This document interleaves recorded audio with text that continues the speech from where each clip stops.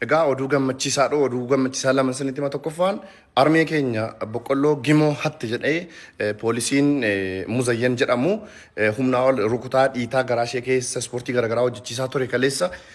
Mootummaan akka nu to'atu iyyaa turre namoonni baay'een miidiyaalee hawaasaa kanarratti iyyaa turan inni guyyaa har'aa qabamee jira. Abbaan Langaas ibsa kana fakkaatu baasee jira. Dhimma harmee sarbamni mirga namoomaa irratti raawwate aadde Masarat Abdurazaq Araddoo kan jedhamtu asuma aanaa dalloo mannaa ganda cirrii keessatti yakki kun irratti raawwate yakki seeraan ala to'atamuu fi sarbama mirga namoomaa qaama poolisii koominitii ganda cirrii kan ta'anii obbo Muzayyaan kan jedhamaniin kan irratti raawwatame waan ta'eef kanaan wal qabatee hawaasni Itoophiyaa kan biyya keessaa fi biyya alaa jiru hundiyyuu karaa miidiyaatiin sababa mirga namoomaa harmee keenyatti raawwate kana balaaleffachuudhaan tattaaffii fi carraaqqii qaama kanas eeruu kana nuun ga'uu keessanii kan dinqisiifatamudha. Kuniin qaamni kamiyyuu seeraa gadi waan taateef qaamni seeraa ol ta'e kan hin jirre taachuu gamanumaan waajjirri abbaa alangaa aanaa dalloo mannaa kallattimaan isinii ibsuu yaala.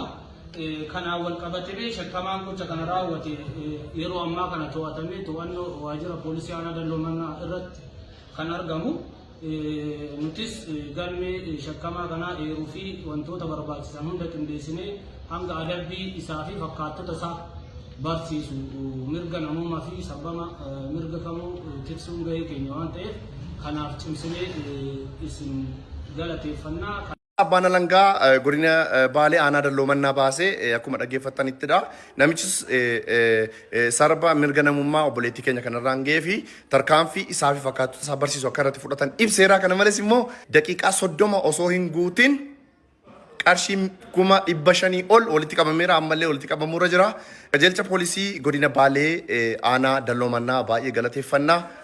Nama miidhame bukkee dhaabbachuu itti fufaa warri sheer gootanii sagalee keenya dhageessistan ulfaadhaa galatamaa baga milkoomne.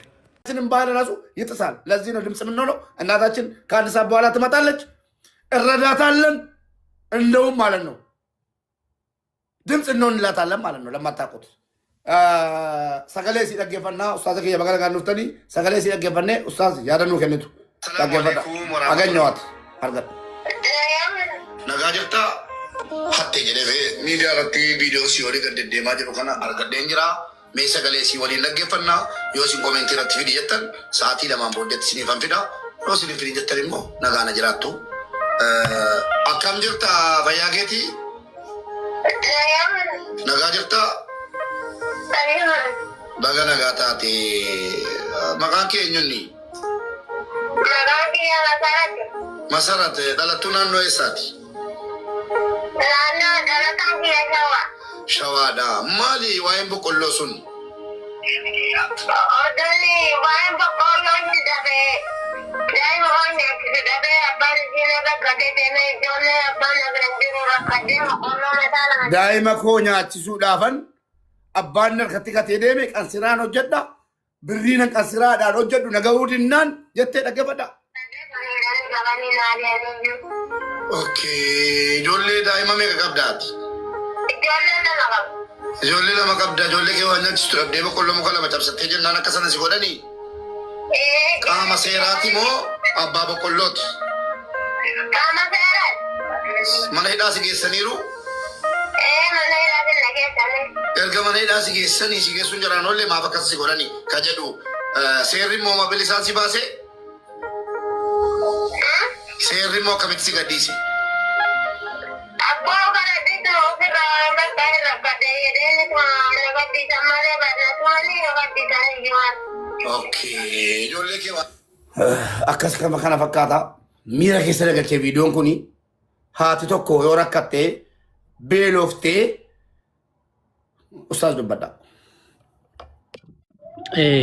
Viidiyoo kee dhaggeeffadheera.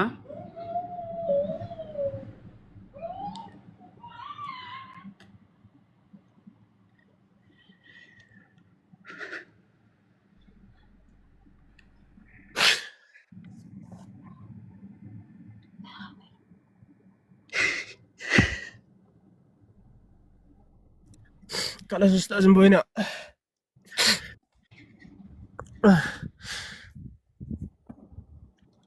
namni waan fedhe haa ta'u haati kuni rakkadheeni viidiyoon mul'ataara amma wanti gabaabaa tokko haadha kana akka isheen gargaaramtuu fi fidi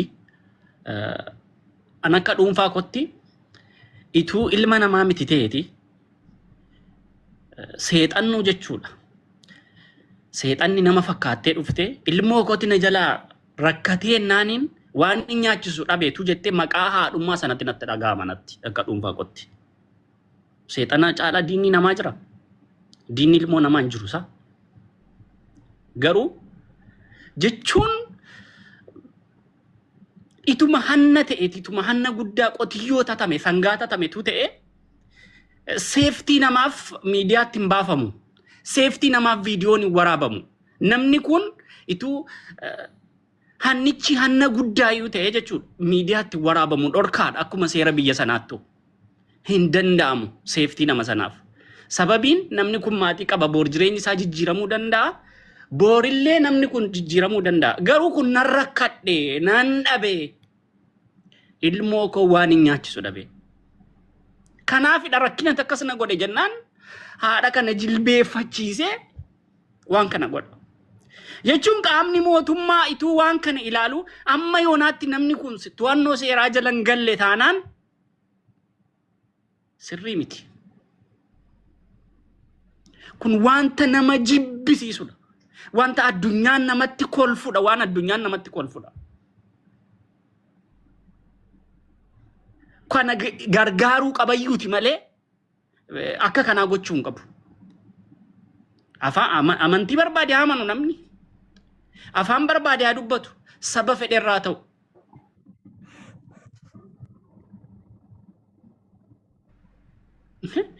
Hanna mitiiti foon namaayyuu nyaachuun hin danda'ama namni waan nyaatu yoo dhabe lubbuu isaa oolchuuf. Hanna kana wanta guddaa mitiiti. Akkuma amantaa kamittuu. Kanaaf tokkoffaa namni kun seeratti dhiyaachuu qaba. Namni haadha keenya fide akkas godhe. Seeratti dhiyaatee adabbii isaa fudhachuu qaba. Adabbii barsiisaa ta'e. Sababni seeftii nama tokkoo eeguu dhabuutiin. Lammata miidiyaatti baasuu. Inni kan biraan gargaarsi haadha kanaaf ta'e wanti kana dura nama tokkoof ta'e hin beekne haadha kanaaf ta'uu qaba. In gargaarra waan rabbi nu dandeessise yeroo gara gargaarsaatti wanneettan deebeenan dhufaa. Viidiyoo akkasii arguu caalaa garuu baay'ee nama gaddisiisa wallaahi. Baay'ee nama gaddisiisa.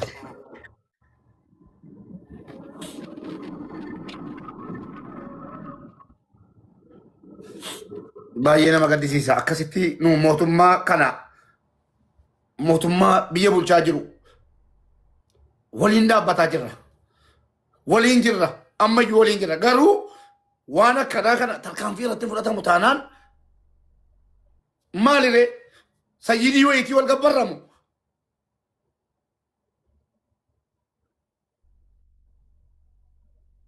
Bar waan akkanaa arguu baqaaf waan akkanaa arguun barbaadu jechuudhaaf Hacaaluu Hundeessaadha. Biyyoon itti salphatu biyyoo keessa jiru gootonni kaleessa du'aniif waan akkanaa arguu mannaa jedhanii dubbatanii qabsaasaniiti dhabamanii. Gatiin jaraa hadda bishaan dhuge. Waslaattaan tokko dubartii tokko sanuu waan nyaachisuu dhabe otoo siin jettu maal takka dasi godhe jennaan rakkoo jette. Viidiyoo argitanitti achirratti dhaabata sila. Dan achirratti dhaabatu sila arguttaas ispoortiis maalis gaafasiin rakkoo jettu utuu namummaa qabaate bulchiinsi naannoo Shawaa aangoonni naannoo Shawaa keessa jirtan poolisoota dubartii kanatti akkana godhe seeratti nu hundeessitan taanaan awwaanan dubbadhu tokkoyyuu hin qabu seeratti dhiyaatanii akkuma jarri viidiyootti gadi baasanii dubartii kana salphisanitti bulchiinsi naannoo Shawaa adabbii walqixa yoo dhuguma dubartiin kabaja qabaatte yoo dhuguma haati madaala qabaattee kabaja isin biratti qabaatte namni kun seeratti nuu dhiyaatee fakkeenyan ta'u taanaan nu sagalee keenyan dhaabnu jechuudha. Mikinaanni dubartiin kun qaxaqqatamteef dhabuu hiyyeessummaa qofa. Barra akka hiyyeessin tuqamneef halkanii guyyaa sana teenyee ijji nu gurraacha'ee cuamnee dhumaa jirraamnu. Haa jiraatu nu jalaan tuqinaa. Sooressaa eegichi godhamee manni sooressaa eegamee hiyyeessa akkasitti salphifama taanaan biyya maalii qabna ree? Mubaarak jechuun qabu wallahi bulchiinsa ganda sana akka barbaadu nu yaasu. Bulchiinsa naannoo sana akka nuuf iddanu. Assalamu alaikum duraan dursee akkam jirtan fayyaa keessanii mube galatoomi viidiyoo kana dhugaa rabbii dubbachuudhaaf ati dhuguma nama hawaasaaf quuqamu nama yeroo kamuyyuu rakkinna hawaasaa bira dhaabatudha. Hedduu onni irraa si galateeffadhaan. Gaafa takka jedhee viidiyoo kana argee jalqaba irratti feesbuukaa fi tiktookii illee poostii godhee ture. Tiktookiidhaan dhaabbanni tiktookii qabee viidiyoon sun akka namni tokko hin argine godhan jechuudha. Gama biraatiin ati ammoo ulfinnatu si mala kabajamuu qabda Mubaarak. Haadha jechuun nuuf waan itti qoosuu hin qabnedha. Dubartiin bar obboleettii teenna, haadha teenna, haadha warraa keenna. Kabajatu isiin mala. Ilma namaa tokko ani qaama seeraa yoo ta'e maaf hattee namni wayita siin jedhu beela'ee hate rakkadhee hate nama jedhu tokko adabuu nuus hin barbaachisu. Boqqoolloo mataa lama bar sangaan hanne qabeenya biraan hanne. Waan kanarratti jechi isaan jedhanii dubartii san akkasitti dararan sun nama sammuun isaa yaaddu nama humaanitii namummaa qabu ka bineensa ta'e malee namni ittiin dhagaamne hin jiru. Namni kana deeggaru hin jiru qaama mootummaa keessas qaama kana deeggaru tasuma jiraachuun qabu ilma namaatii sun bineensa malee. Bineensa har'a bineensuu garaa siinaa bar. Bineensi bosona yoo itti maxaxxe bar xilaata sirraa dhoorgaa bar xilaata sirraa ittisaa bar. Haadha tana ani jalqaba irratti Mubaarakiin galateeffachuu barbaada. Haadha tana barbaadaa ture nullee. Facebook kanarra argaa turte Arafaat Abubakar Faati maxxansee barbaadaa ture. Dubartiin tun akka an argutti dachii shawaa keessatti miti rakkoon irra gahe. Loqoda afaanii irraa ka'ee Mubaarak dhiifamallee naa godha. Yoo tasa wanni kun akka an hubadhetti dubartiin kun nama qe'ee isii irra naannoo amma jettu kana jirtu natti hin fakkaatu. Yoo dogoggore ammoo ragaa kana nuu qulqulleeffatta. Naannoo kamitti rakkoon kun isirra gahe. Qaamni seeraa ammoo deebisee isii gadhiise sunis warri osoo seeratti hin dhiyeessin isii rukute bari akka Mubaarak fakkeenyaaf ati qaama seeraa yoo ta'e poolisiin tokko nama tokko viidiyoo waraabee dubartii miskiina mataa lama fudhattee jedhee viidiyoo waraabee rabbii jedhi. Wanti isii ol kaasanii gatteessisanii isiin dadhabdee kakkufte sammidha. Nyaattee garaan qabdu. Lukkeettuun isii jala kuftee achi gadhufte jettee achi gajjiite. Oluma kaasanii itti fufsiisan. Abboo rabbiin rahmata akkamissii godhaate akkanatti miskiina cakkana. Dhaga isitti himaan biyya faranjii keessa jira. Wallahi billahi faranjiidha rabbiin maa addunyaa itti kenne jettee yoo gaafatte Mubaarak. Akkanatti sihii imimmaan buusuumi dubartii ulfaa yoo argan tarakkattee akkasi boqqolloo lamaaf dararan saniimi dubartii ulfaa yoo argan makiinaa dhaabanii bishaan kennaniif makiinaa dhaabanii mee rahmata bakka hin qabnetti rabbiin rahmata sii godha obboleessoo haadha tana dararaa dubartii miskiina tana cabsitee ol kaasaa boqqolloo lamaatte jettee yaa rabbiin haaroo bijatta abboo rabbiin kanaaf hiyyummaa itti buuse bar kanaaf bar hiyyummaa itti kenne addunyaa kanarra deemtee ol haalte ummanni akka ummata sanii walitti cakkanu hin jiru haasidummaan hiyyummaan kanaaf ummata keenya dhaalte bar. Mee namni haadha tanaaf mataa lamaaf jecha nyaata isii kennu mana geessitee nyaachisuu qabda ture osoo kabajaa namummaa qabaatte. Nama salaatu yookaan akka nama rabbiif godhanii da'waasitti godhan. Cakkanee kan qabu kanaaf rabbiin waa maraa nama keenya dhoorgate. Kanaaf hiyyummaa nu maddabe. Nutuu walitti cakkana. Nutuu garaa walitti jabaata. Nutuu waan xiqqoodhaaf mee haadha tana osoo haadha qabdu akkamiin miidiyaarra fiddee ushaappii dalaysiisaa caccabsitee haadha tana ijoollee daa'imman wajjin isii rakkattee rakkinna kana isii mudate dabaltee maa kennitee fi maan gorsin ayyootiyya yoo beelofte anat deeggarsa sii gaafata maamaa Mubaarak godhe kanan godhina haati teenatu rakkatte ijoollee kana wajjin dalaramaa jirti hawaasni Oromoo bal'aan addunyaarra jirtan namni walirra humna qaba waan dandeettaniin haadha tana bira nuu dhaabbadhu maaf hin jedhin fiddeetiniin namni si jaju hin jiru waraana geggeessitee ulaa galaanaa nuu deebifte see taati. Bahara diimaa Itoophiyaadhaaf Oromoof deebifte si fakkaate. Finfinnee Oromoof deebifte si fakkaate yoo haadha ta'e na luqeettuu cabsitee miskiina waan nyaattu dhabde ta ilma ofiititti waan afaan keettu dhabdee daa'ima isiitiif rakkattu kararra gabbaaftee jilbifachiiftu. Eenyu si jaja kanarratti? Ol antummaa seeraa kabachiisuuf kana goote? Odoo dhugatti seera beeytee ati qaama seeraatti xiyyitee haatitu waan nyaattu hin qabdu mootummaan deeggarsa godhuufi qaba raashina kennuufi qaba jettee gaafachuufi qabda ture jechuudha. Kanaafi Mubaarak ulfaadhu kabajaa guddatu siin mala.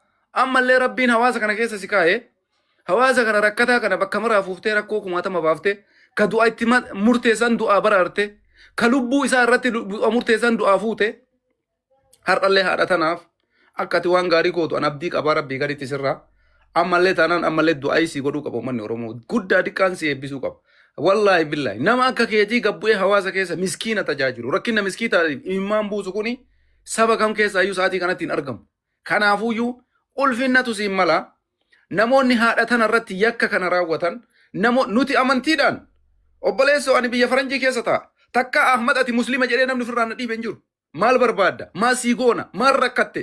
Jedhanii nu gargaaranii bar. Ati biyya keessatti haadha tana masqala isii nuti bar amantiin kee keeti. Namummaadha, humaaniti. Humaanitiidha malee ilma namaa irraa eeggamu. Kanaaf jecha wanti anama Mubaarak sitti dhaammadhu tokkoffarratti warri biyya keessa jiru yakkamtoota kana qaama seeraas yoo ta'e seeraan gaafatamuu qaban. Dubartiin tun yoo badiyyuu qabaatte yoo qaramaan si jabaatee cakkantichi jechuudha achi jilbiifachiiftu san waajjira seeraa keessatti dubartiin kun kana balleessee seera kennuu qabda. Seerri adabee dhiisee sun ajandaa keetii miti. Ati abbaa seeraa yoo taatellee jechuudha. Ani gaafuma viidiyoo san arge namoonni kun seera dhiyaachuu qaban. Jarri kun yakkamtoota. Yakkoota akkanaa irratti mootummaan bilchiginaa gadi fageenyaan balaaleffata. Dhugaa sitti hima. Lootee seentuun hin jirti mootummaa keessa. Ka uummata dararuu guutee jira. Qaama isaa da'oo godhatee, aangoo isaa da'oo godhatee. Siltaan isaa da'oo godhatee ka hawaasa dararuun jira. Garuu haadha warraa tanarratti dubartii tanarratti qaamni mootummaallee kana deeggaruun jiru. Kanaafuu namoonni kun akka seera dhiyaatan jalqaba irratti ni gaafanna. Lammaffaa irratti Mubaarak haadha tana naannoo isiin rakkoon itti mudate kana hawaasaaf akka isiin ifa gootu. Namoonni naannoo kana jiran warri seeraallee namoota san qabanii hatattamaan tarkaanfii isa barbaachisu akka itti fudhatan. Dheengadda waan dalagameen beeyta. Badii dalagame nama tokko Baalee keessatti yakka fokkata nama manguddoo tokko akkasi duriyyee reebde san yoo yaadatte Mubaarak. Har'as taanaan wanni haadha tana mudate saniin garaagarummaa takka illee hin qabu jechuudha. Kanaafi nuufitii kunoo si jala teennee si eeyina. Kanarratti yoo wal biraan dhaabane namni kanarratti biraan dhaabane sun xilaata kee qofa osoo hin taane xilaata ilma namaa hundaati. Hawaasa hundaati addunyaa guutuurra nama jiru. Obboleessoo ummanni keenya ka Itoophiyaa haqa isin akkana walitti cakkanta roobni illee isin roobu dhugaa isinitti hima. Kafa caafattanis seeraan isin hin biqilu. Midhaan gaayaalachii keessan irraan galfattan. Haqa isin walitti cakkanuu dhiiftanitti. Haqa isin miskiina dararuu dhiiftanitti. Haqa isin miskiina azabuu fi ibiddatti qabuu dhiiftanitti isinii isin roobu yoo isinirree roobe biqilaan keessan seeraan isin hin bahu. Maaliif jennaan Rabbiin onnee keessanii fi waanyoo isin wal waanyitaan argaa jechuudha. Maal abboo guddaa dhabame beeka dhabame ulamaa dhabame biyya san keessa. Warri isin bar mujrima munaafiqa isin jettaniin kuni humaanitii ilma namaa irratti abbaa jannataaf azaaba galchu san Rabbitu beeka. Yeroo tokko ani muslima ofiin jedhee of dhaada. Na caalaa warri jannata galu warruma isin kiristaana marri jettaniin kan dhugaa Rabbi sitti hima. Maaliif jennaan amantii isaanii tuuyyuu amantii kiristaana jettee ilaalta maleeti namummaa irratti gara laafummaa irratti qarqaarsa ilma namaa irratti ummata kana namni ga'u hin jiru. Nuti mujrimoota akka jirrutti garuu akka nama wanni itti deemnaa jechuudha. Kanaaf namummaan hin dursa. Kanaaf warri biyya keessa jirtan yakkamtoota kana seeratti akka nu dhiyeessitan abbaa fedhe yoo ta'an obboleessi kiyya badii kana yoo dalage Mubaarak wallahi adabbii seerri isaa kenna irratti seera faana jira. Ka garaa kiyyaa wajjin dhaladhe naannummaa dhiisati garaa kiyyaa ka ba'e haadha tana yoo obboleessi kiyya darare ragaan ol ba'ee kun obboleessa ebaluuti ani yoo fidan wallahi waan an seerri itti murteessa anis seera faana jira jechuudha. Eenyummaanuu cakkaanyi akkana nama barsiisuun qabu. Kanaaf Mubaarak galatoomi hawaasni kennas waan kana Mubaarakiin faana dhaabbadha haadha teenna tana maqaa itti godha. Isii har'a abbaa warraa isii badheeggatee biraa deemi. Ijoollee isii quban qabu. Daa'imman waliin. Haadha jechuun laalimee bar. Haadha jechuun laali. Haati haadha Mubaarak. Abbaa warraa si dhalchee akka barbaadessi biraa kuta. Isiin garuu laalime ijoollee isa wajjin kuftee cabdee ka'aa jirti. Ijoollee isa wajjin har'a waan nyaattu dhabdee jennaan ijoollee ofiitii boqqolloo mataa lamaa hatte. Boqqolloo mataa lamaatiif luqqeettu isii caccabsan. Namni isii waan nyaattu kenne namni isiidhaaf waa godhe hin jiru. Kanaafi hedduu ulfaadhu ammallee kabajamii duratti Rabbi si haa oofu akka ati miskiina gargaartu Rabbiin si faana jira. Nutillee kanarratti si faana jirra. Kaleessallee akkuma siin jedhe waa'ee kee hawaasa bal'aa beeka. Namummaalleen kanuma hedduu galatoomii siin jechuu barbaadeeti. Jala kana teennee waan itti jiru haati dubartiin tunis waan isiin himattu hawaasa kanaa qulqulleessi akkaawuntii isii qopheessii fi diyaaspooraan biyyoota garaagaraa keessa jirtan. Warri Rabbiin addunyaa kana isinii kenne. Rakkina qabeenyaan qabdan rakkina wanni hin qabdan. Kanaaf bakka jirtanirraa kunoo Mubaarakiin argaa jirtan nama 6,000 as jira. Waan dandeessaniin haadha teenna tana bira dhaabbadha. Dhalattuu naannoo Shawaati ammaaf immoo kan isin jiraattu eessa? godina baane aanaa dalloo mannaa ganda jirre. Amma kan isin jiraataa jirtu naannoo Baalee keessatti. Taateen kun kan inni ta'e Ahmad naannoo Baalee keessatti. Ani loqotaan beekee dhiisi. Loqotuma isiitiin. Akkaawuntii bantanii baankii keessanii.